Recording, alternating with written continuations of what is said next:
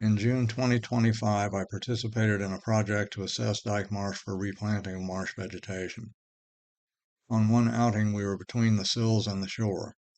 The leader pulled out a lead line and dropped it over the side of the canoe to measure the depth of the water. I was appalled that we had to use a more than 2,000-year-old method in Dyke Marsh in the year 2025. This was 2.5 years after $25 million had been spent to construct a breakwater and a series of sills to protect the marsh. As mentioned earlier, there was no requirement in the contracts to monitor whether the breakwater and sills were, in fact, protecting the marsh. I started thinking about how to measure water depth in Dyke Marsh using current tools. I found autonomous small boats for sale that can collect data to make nautical charts. They can be purchased for under $10,000, but they are proprietary and cannot be customized without voiding warranties. I then put hack sonar into my search engine to find a way to get cheaper, customizable small boats. I got plenty of hits.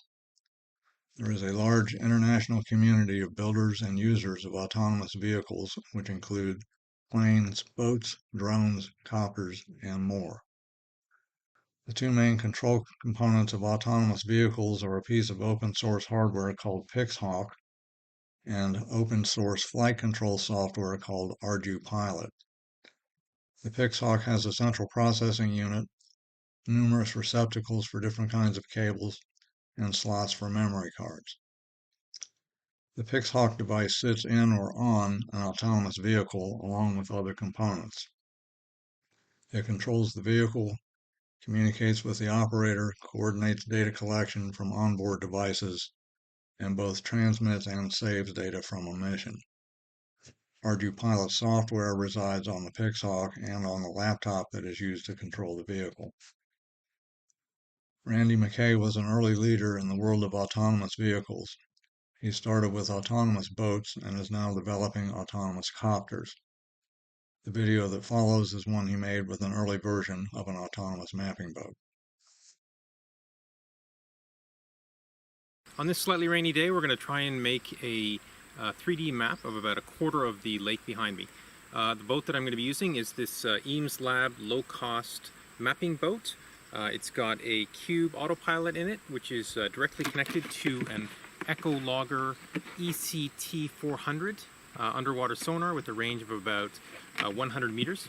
The frame itself is a boogie board, and it's got two Blue Robotics thrusters on the bottom. Okay, so here's the mission that's been loaded. We are up here, and you can see it's just back and forth across the lake about 4 times, and a total of 1.6 kilometers. Right at the end of the mission is a return to launch. The boat is armed in manual mode. Now I'm going to switch it into auto.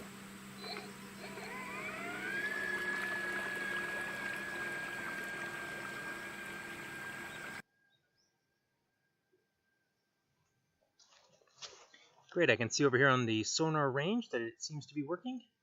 It's already, 12 meters, 13 meters. Right.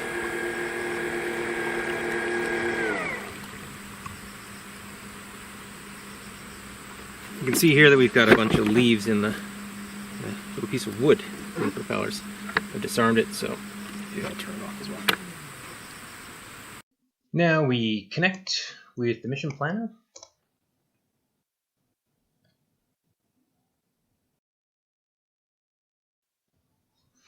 And then download the data flash log file.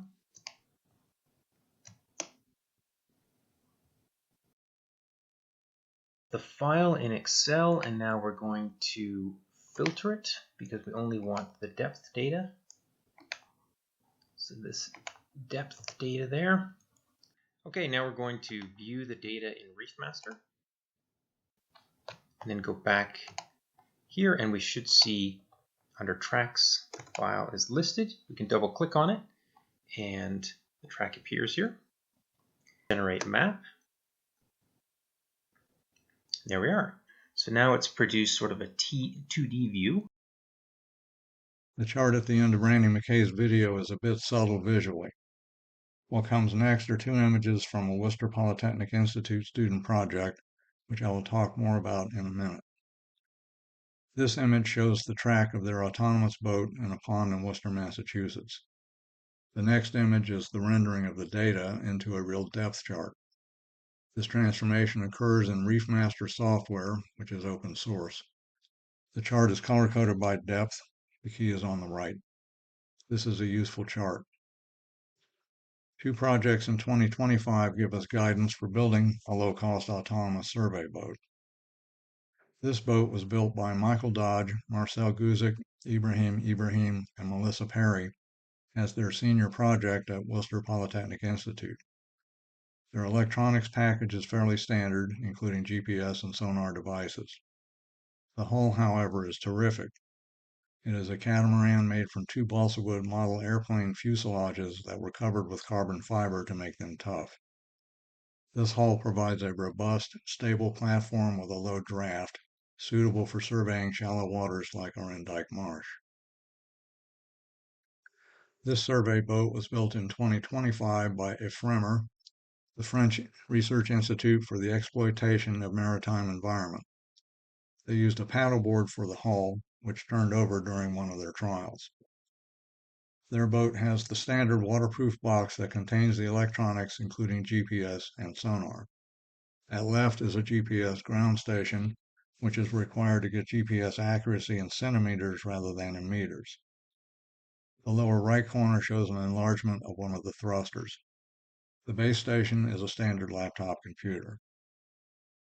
The combination of these two projects would make a good model for an autonomous mapping boat for Dyke Marsh. EFREMER's GPS solution is better suited for Dyke Marsh because of its superior accuracy. Worcester Polytechnic's catamaran is more stable.